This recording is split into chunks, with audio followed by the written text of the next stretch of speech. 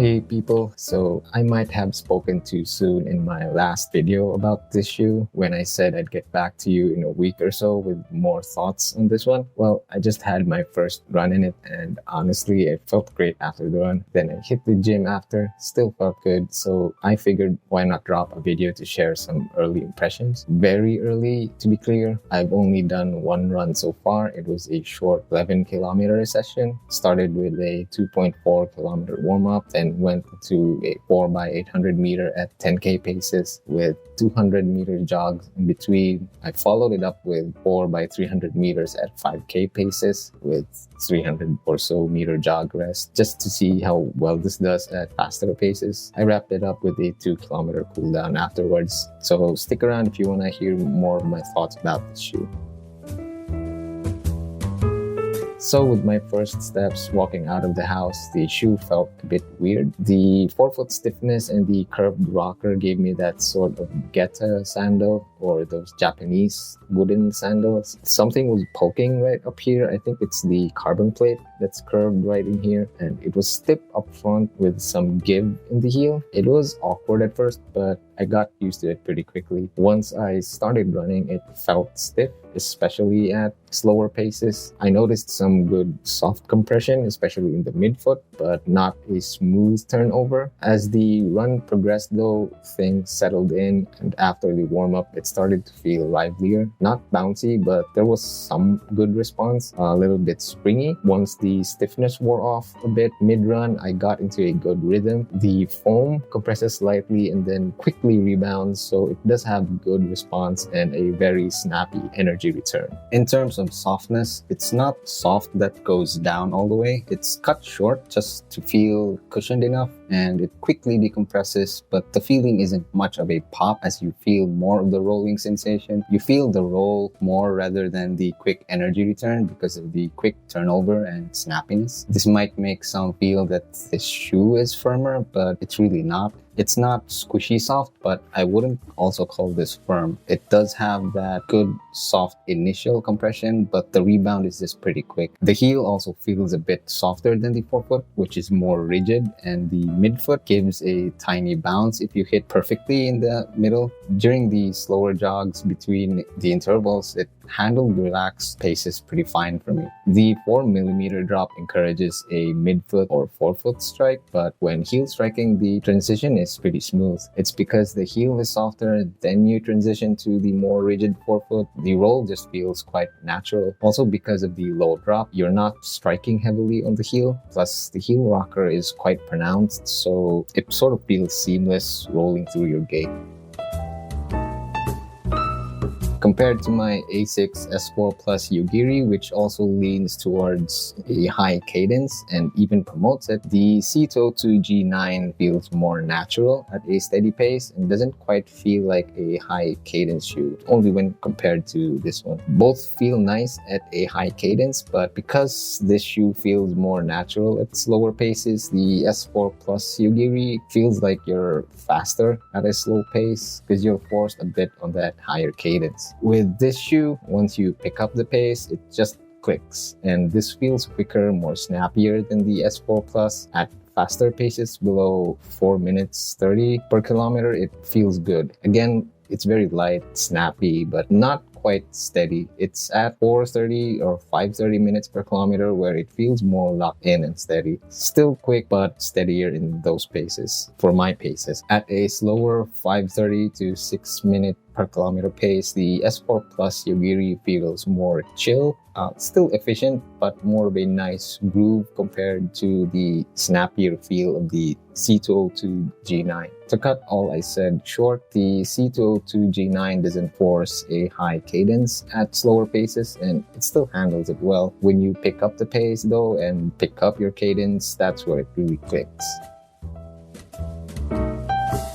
Now, on my first video, I thought this would work for high cadence runners, but honestly, it feels fine even with longer stride runners. It's not forcing anything. You can just do your own thing and let the shoe roll with it. It's not a bouncy shoe, which a bouncy shoe usually is suggested if you're more of a longer stride runner, but really, it all comes down to preference. Some runners love a ton of bounce, others prefer just a little bit. Some would say for longer strides and lower cadence runners, a bouncier shoe might actually help by absorbing more impact, making things less fatiguing. But on the flip side, some would say that extra bounce or squish can actually cause more fatigue, especially in your joints, since you're constantly stabilizing yourself. For me personally, less squish means my feet take more of the impact, kind of like barefoot running as an exaggerated example. To me, it feels like the energy travels upward and I start to notice fatigue in my lower back and hips. It also gives me sore ankles if I push too hard, especially from all the little adjustments that I have to make to stay stable. I'd rather have sore feet as it recovers quicker for me, unlike larger muscles that take longer to recover, but that's just me. People are different and run with different gaits or mechanics, so what works for me might not work for you. To me, it's just better if I pick up my cadence and take advantage of the rolling guidance of shoes like this, as it makes me run more efficiently. But maybe for you, a bouncier shoe might make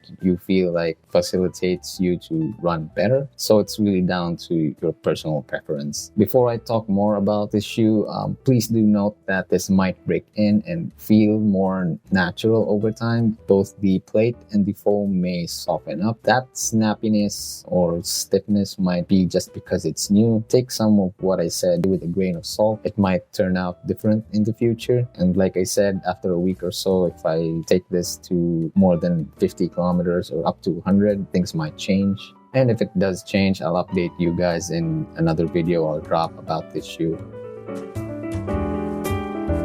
Let's move forward. More about this shoe. I noticed it encouraged a slightly better posture and hip engagement. My kick felt higher and my knees drove forward more with less effort. The plate shape and where it sits is a bit closer to the outsole or to the ground. It helps that forward stability and isn't actually over aggressive. You can still feel it, especially that curved portion here, but it doesn't dominate the ride. I only felt it initially. Like I said earlier, it felt like a Geta sandal. Now let's quickly move to the outsole. Since I don't have much to say here, the grip is solid. It's not top tier, but it is reliable. It doesn't have prominent lugs, just very small, tiny ones, enough on dry roads. On a wet, shiny sidewalk, I did feel a slight slide, but nothing too dramatic. You'll see from the dirt pattern here about that smooth heel-to-toe roll from walking and running. Again, it's not more of a pop off the ground kind of feel. It's really more of a very guided turnover.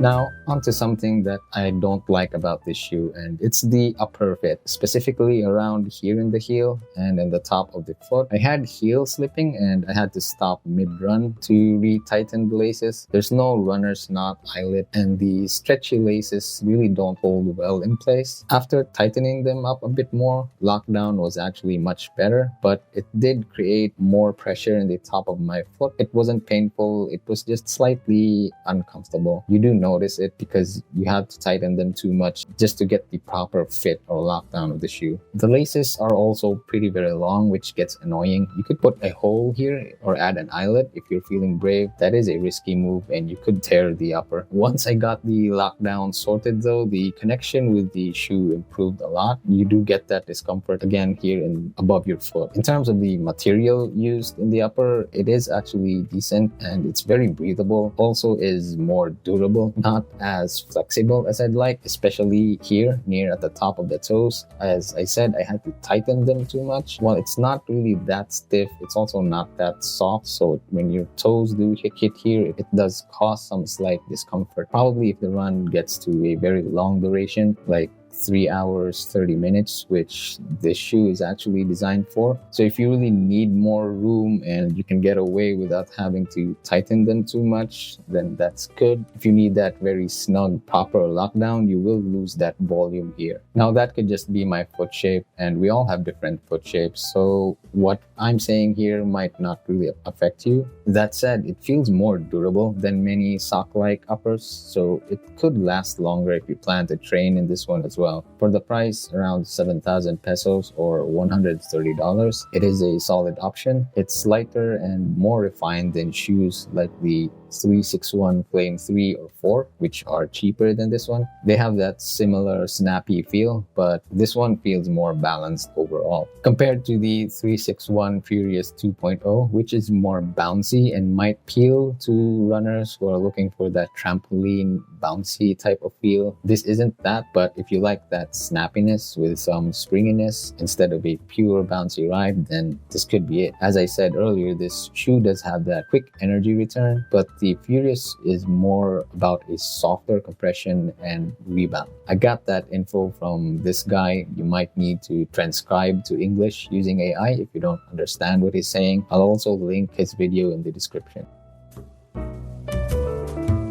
Time to wrap up. Overall, this is a very well-balanced shoe. It's very light, snappy, and smooth with a responsive ride that doesn't rely on excessive bounce. You do get that short springiness. Performs very well at moderate to faster paces, but still handles slower paces very well, and it isn't awkward. The low drop and the firmer midsole also help promote a natural, efficient gait, especially if you're already comfortable with a midfoot or forefoot strike. Too early to say how it'll hold up in the long term, especially the 0.5 millimeter outsole. I'll keep using this one. For now, it feels like a solid option for tempo or interval days, but this is a race shoe, especially if you're targeting a marathon range around 3 hours 30 or sub 4 hours. I'll report back after more runs or maybe after a random race, maybe even take it longer next time. See how the outsole will hold up. Pretty sure the midsole will hold up, unlike some softer race shoes where the foam just collapses and lose their magic pretty quickly. Let me know your thoughts if you tried this shoe, and I'll see you in the next one.